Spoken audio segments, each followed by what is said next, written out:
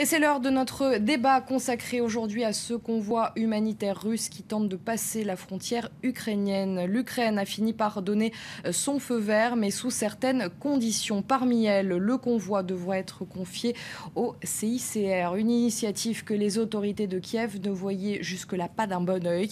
Elles craignaient que Moscou ne tente en fait de s'introduire sur son sol. Le Kremlin avait assuré de son côté que ces près de 300 camions étaient bien chargés de plus de 1800 tonnes d'aliments, de médicaments et de générateurs destinés aux civils victimes de combats dans l'est du pays. Pour en parler, sont avec moi sur ce plateau Cyril Brett, professeur à Sciences Po, spécialiste de l'Ukraine. Bonjour. Bonsoir, merci d'être avec nous. Merci de votre invitation. Et Pavel Tchinski, directeur général de la Chambre de commerce et d'industrie franco-russe. Bonjour. Bonsoir. Merci d'être avec nous. Alors je vais d'abord me tourner vers Cyril Brett. L'Ukraine a fini par accepter ce convoi humanitaire russe, mais sous certaines conditions, ça a été bien précisé. Notamment, l'aide doit être contrôlée par le CICR, la Croix-Rouge donc, et conduite directement dans la ville de Lugansk. Pourquoi avoir imposé ces conditions-là bien précises ? Bien, quand on parle d'intervention humanitaire, ce ne sont pas seulement les contenus allégués ou réels des transporteurs qui sont importants, sont évidemment plusieurs conditions à remplir. L'accord de l'État et des autorités souveraines qui s'exercent sur le territoire, bien évidemment, l'indépendance des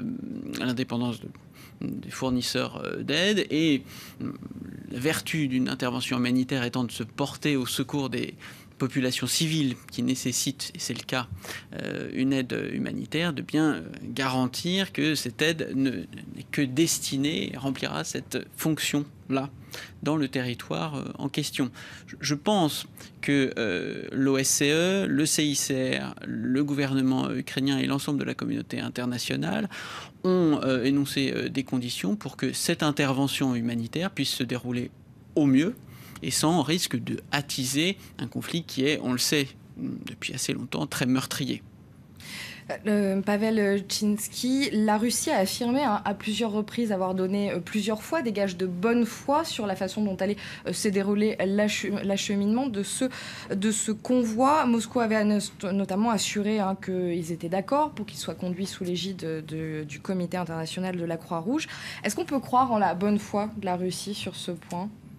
C'est une question qui, sur un plan moral, est difficile à laquelle il est difficile de répondre. Je crois qu'on peut énoncer des arguments de bon sens. Et le premier d'entre eux, c'est de dire que la Russie n'a pas besoin d'un convoi humanitaire braquant l'attention de toute la communauté internationale et tous les médias possibles et imaginables pour faire passer des armes ou voir des soldats armés en Ukraine, puisque la frontière russo-ukrainienne n'est pas close.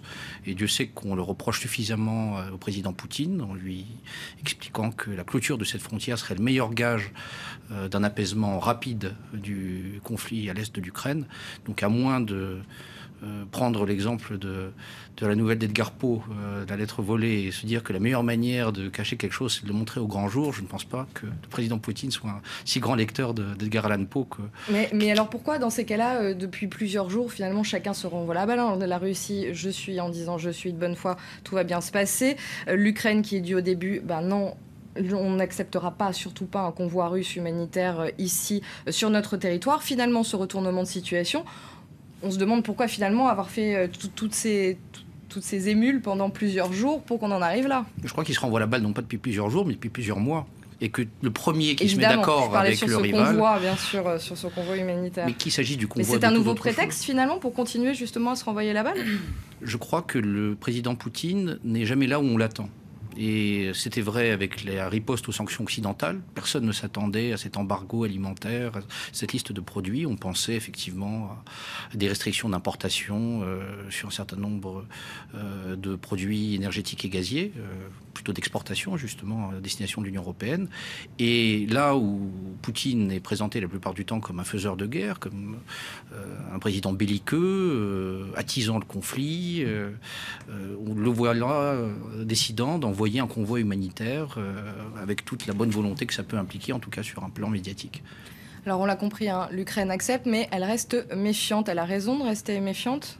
Écoutez, elle a plusieurs éléments d'inquiétude qui sont partagés par certains de ses alliés. La concomitance entre ce geste humanitaire, avec le principe duquel personne ne pourrait s'inscrire en faux, et le doublement en quelques jours du nombre de troupes qui sont stationnées sur la frontière. C'est son droit le plus souverain à la Russie, mais la concomitance peut être troublante. Un deuxième élément, la Russie, la Fédération de Russie sur la scène internationale depuis plusieurs années est extrêmement cohérente dans la défense de la souveraineté nationale et l'hostilité à l'ingérence, y compris humanitaire, sur d'autres théâtres contemporains. Et elle se fait aujourd'hui le champion, l'expression est peut-être un peu excessive, mais elle se réclame de ce principe d'ingérence humanitaire pour se porter sur un territoire, se diriger vers un territoire où se déroule un conflit, où sans être une partie officielle, elle a des leviers d'action que tout le monde s'accorde à reconnaître, de sorte que l'idée d'un cheval de Troie qui a été défendu par les autorités ukrainiennes sont sans doute excessifs. Il faut sans doute parler plutôt d'une baguette de Circé, si on veut rester dans le geste homérique, c'est-à-dire d'un moyen pour Vladimir Poutine, vous l'avez dit, dans un moment, on peut le dire, où il était en difficulté, si ce n'est du point de vue opérationnel, du point de vue de l'image, est une façon de se transformer de grand méchant en bon samaritain. Voilà. Donc je pense que la thèse du cheval de Troie est invérifiable, sans doute excessive. Elle participe d'une dynamique de négociation et de bras de fer entre Kiev et Moscou. Et il ne faut pas sous-estimer, il ne faut jamais sous-estimer la capacité tactique des autorités russes qui, sur le dossier ukrainien comme sur d'autres, effectivement font preuve d'une créativité qui a de quoi prendre de court la plupart des observateurs, bien sûr, et des acteurs de cette crise. Je vous voyais réagir justement, vous pensez que c'était le bon moment pour Vladimir Poutine justement d'agir ? En tout cas sur un point de vue humanitaire, puisqu'on sait que les populations à l'est du pays sont en grande difficulté et qu'il fallait de toute façon qu'il se passe quelque chose d'une manière ou d'une autre. Et comme l'aide humanitaire n'arrivait peut-être pas forcément assez du côté de la communauté internationale, est-ce que justement Vladimir Poutine avait un atout à jouer, une carte à jouer ? Sur un plan idéologique, la position totalement antagoniste des Russes d'un côté, des Occidentaux de l'autre sur la crise ukrainienne est la suivante. Les Russes défendent le droit des peuples à disposer d'eux-mêmes, tandis que les Occidentaux défendent le principe intangible des frontières garanties par les traités internationaux. Il y a donc une cohérence de la part de Vladimir Poutine, défendant le droit des peuples à disposer d'eux-mêmes, à se faire le partisan d'une ingérence humanitaire, puisque on n'est pas du côté du droit, on est du côté de la population. Ça, c'est une cohérence effectivement, Cyril, que vous avez souligné.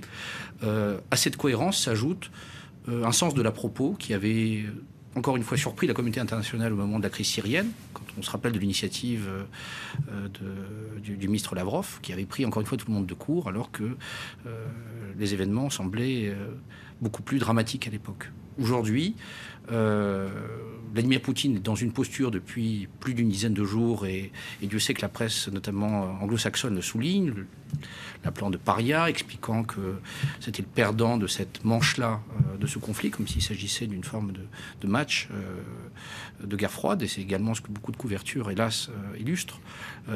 Ici, Vladimir Poutine reprend la main. Jusqu'à quand et avec quelles conséquences, il est hélas trop tôt pour le dire. Mais est-ce que l'Ukraine, justement, en donnant ces conditions bien précises, en acceptant évidemment, parce que l'Ukraine ne pouvait peut-être pas non plus continuer à dire non à cette aide humanitaire, sachant justement que la population de l'Est en a besoin et qu'elle allait peut-être se mettre ses citoyens à dos au final. Je pense qu'il y a deux logiques à bien prendre en compte, la logique humanitaire et la logique de la souveraineté pour l'Ukraine. Et dans les deux cas, la réponse peut entrer en tension. Du point de vue humanitaire, chacun reconnaît que les besoins des populations civiles sont extrêmes. Ce n'est pas la Russie, ce n'est pas l'Ukraine, ce n'est pas la France qui déclare cela, c'est tout simplement le HCR. Je veux dire, on est à un nombre de réfugiés, de déplacés considérable, ou Où ailleurs dans le monde pourrait-il y avoir 300 000 déplacés sans que la communauté internationale s'en saisisse? Alors maintenant, sur le plan de la souveraineté nationale, le besoin lui aussi est vérifié. La nouvelle administration ukrainienne a fait, en cohérence avec le discours inaugural du président Poroshenko, du rétablissement de l'intégrité territoriale et de la souveraineté nationale de l'Ukraine son absolue priorité, ce qui est la définition même de ce que c'est qu'un État ukrainien. De sorte que, aussi bien la conduite des opérations que ses buts, que, enfin, l'énonciation de conditions pour l'entrée sur son territoire national d'un convoi non militaire, mais d'un convoi non national, donne une grande cohérence à l'attitude des autorités ukrainiennes sur ce principe de rétablissement de la souveraineté nationale. J'ajoute à cela que dans les relations entre la Fédération de Russie et l'Ukraine, il est de toute évidence indispensable de rétablir la souveraineté nationale.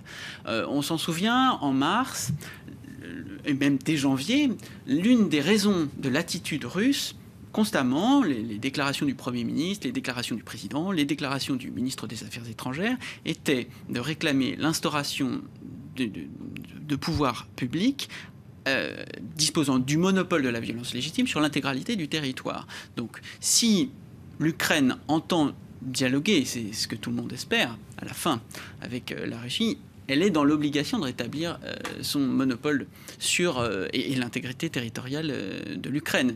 Justement, Pavel Chinsky, est-ce que c'est un signe peut-être un premier signe d'apaisement, on peut dire, et d'un renouveau dans le dialogue entre la Russie et l'Ukraine, L'espérons tous.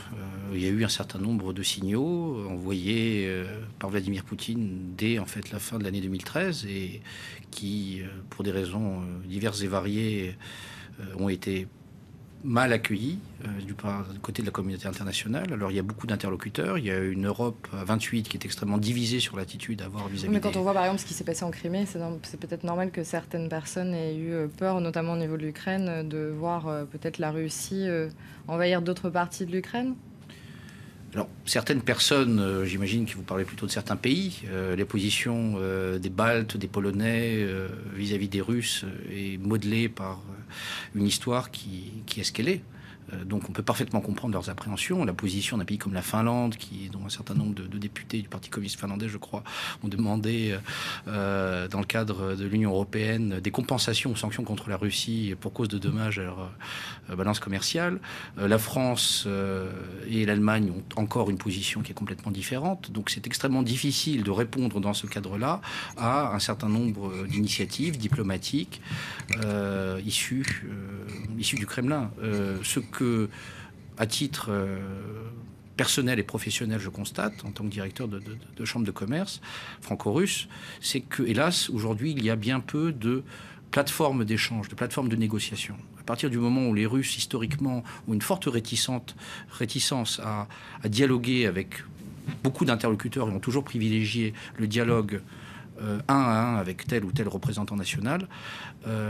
Aujourd'hui, les chancelleries se parlent peu et le fait de frapper les entreprises avec ces sanctions économiques assèche l'un des canaux les plus stables et, à mon avis, les plus fructueux de dialogue, qui est le commerce international. Donc il est possible, d'ailleurs, enfin on l'a vu, hein, la Russie a été sanctionnée à diverses reprises par les États-Unis et par l'Europe. Finalement, ils ont réagi très très vite. Ils ont eux aussi sanctionnés. Est-ce qu'on parle souvent, d'ailleurs, je vous pose une question là, du fait que ça peut retomber sur l'Europe, finalement, le fait d'avoir pris ces mesures-là?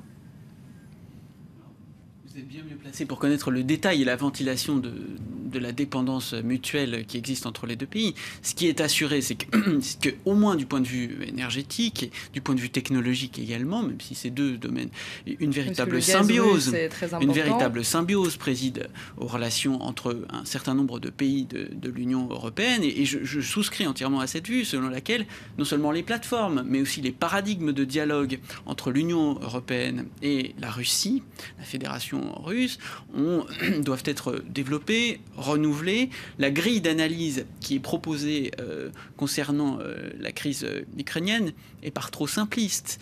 C'est-à-dire que même si on se fait le champion, celui de la souveraineté nationale, même si on défend des principes humanitaires sur lesquels tout le monde s'accorde. On ne peut pas comprendre cette crise, lui trouver une solution, lui trouver une issue, sans prendre en compte un minimum les intérêts et les points de vue des deux parties. À analyser la position de l'Union européenne comme étant une OPA agressive sur l'étranger proche de la Russie, on se méprend dans certaines déclarations russes sur la portée de l'intégration de l'Ukraine dans l'espace européen. Et à l'inverse, à comprendre la stratégie ou la tactique, sans aucun doute plutôt la tactique des autorités russes visant à annexer ou laisser vivre,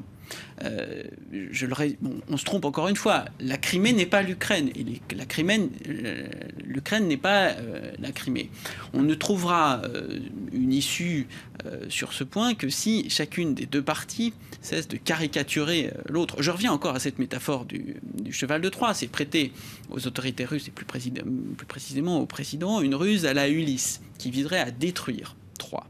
Je pense que ça n'est pas le cas. Je pense que c'est... Ce ne serait pas le but de Vladimir Poutine. Les buts de Vladimir Poutine sont connus de Vladimir Poutine, de ses conseillers.